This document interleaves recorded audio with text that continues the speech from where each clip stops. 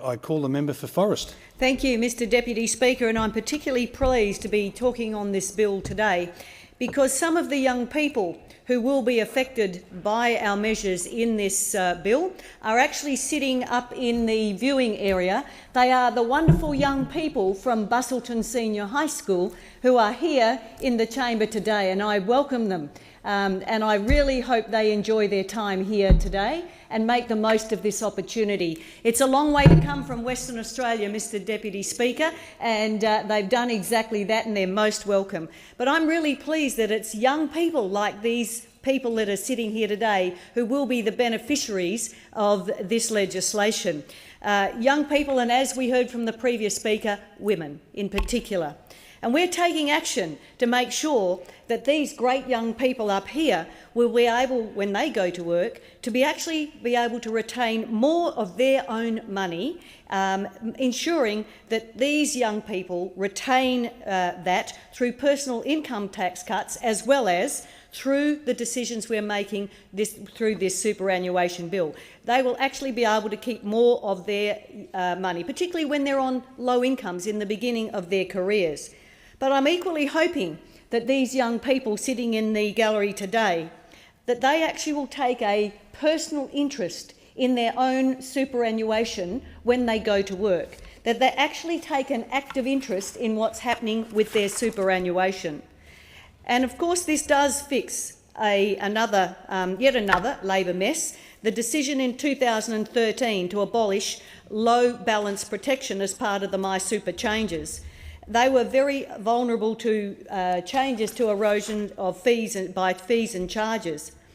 But under this particular piece of legislation, we're going to see that superannuation will prevent trustees from super funds from charging administration and investment fees exceeding 3% per annum on the balance of accounts below $6,000. It's really important for people on low incomes, Mr Deputy Speaker. There are around 7 million Australians who will actually save around $570 million in just the first year. That's just extraordinary.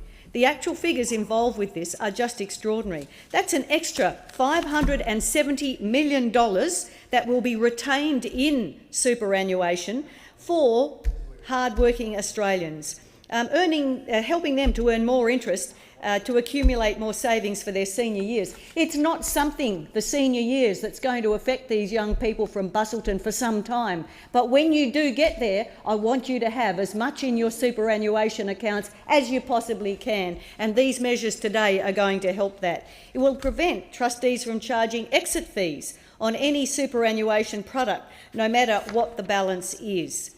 According to APRA data, 1/3 of funds charged an exit fee in 16-17. That was a total of $52 million across the industry. That's another $52 million of your own funds that will be retained. I think that's great news. The bill addresses the provision of insurance through superannuation. Well, when you're young, life insurance may not be your top priority. But when a significant proportion of retirement savings, sometimes an entire balance, is eroded by insurance premiums, it certainly is an issue. And again, this was part of the opposition leader's MySuper default automatic insurance in an opt-out basis, an opt-out, not an opt-in. And I can't understand why the Leader of the Opposition would have made those decisions, knowing how badly it would and has affected those lower paid workers. We will ensure that members who are at the greatest risk of seeing their account balances eroded will not have to have insurance provided on a default basis. It will be on an opt-in basis for members with balances below $6,000. and accounts which haven't received contributions for 13 months or more. And new members from July 1 of 2019 who are under the age of 25. Now, these changes will affect around 5 million people and the option to save an estimated $3 billion in premiums a year. And what we're doing is actually giving people choices and options. This is something that is in our DNA.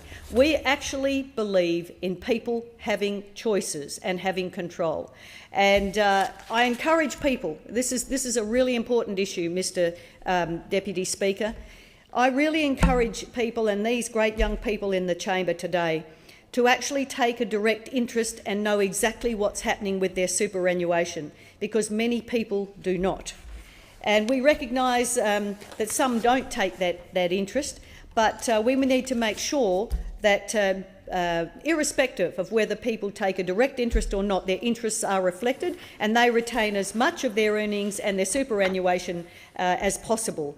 And we've seen 1 million workers need to have their say on superannuation and their choice of super restrictions that have been affected and restricted by EBA directions. But in these days of people changing jobs, many millions of Australians have multiple superannuation accounts, and the young people from Busselton could have multiple changes of jobs in their lifetime. And so we want to make sure that, irrespective of how many times they change their jobs, that they actually are able to consolidate that superannuation into an account where they'll know exactly how much they have at their disposal. So it's interesting that of 14.8 million people who had a super account, 40% of them actually have more than one account. And around 176,000 people actually held 6 or more accounts. You need to bring it together. And that actually leads to tens and sometimes hundreds of thousands of dollars less at retirement. Now, when you young people retire, you're going to want every cent so that you can do the things you want to do when you're at a more mature age. And I want to see that you get that. Through this bill, the Australian Tax Office will, for the first time, be given the opportunity to actually proactively return the balances of inactive accounts that you might have in some of those jobs, and you may not know where that super is, and along with existing unclaimed super monies, back to you that earn it. That's what we want. We want your money to stay with you, like personal income tax cuts. So this, the ATO estimates it'll be able to do this within a month of receiving the funds. And look, one inactive account, one of my staff has had 5 jobs in 20 years, like a lot of these young people, and one in the private sector and in the public sector. He did a super search to see what was out there that he didn't know about, and he found over $78,000 in a lost super account. Isn't this a great reason for you young people to take a very direct interest in your superannuation when you go to work? Make sure you know what's there and that you take control of that. And so this is a very big issue for one of my staff, and I just think this will be a practical example for anybody watching or listening as to why you need to make sure that you know what's happening with your super. And I know that this will be the measures in this bill. I congratulate the Minister for her efforts in getting this particular bill together.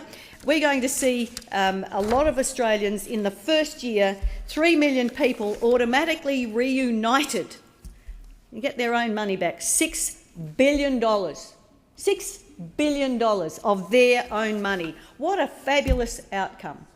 It's a fantastic outcome by this government that we're going to see 3 million people reunited with $6 billion of their own money. And, Mr Speaker, I commend the bill to the House.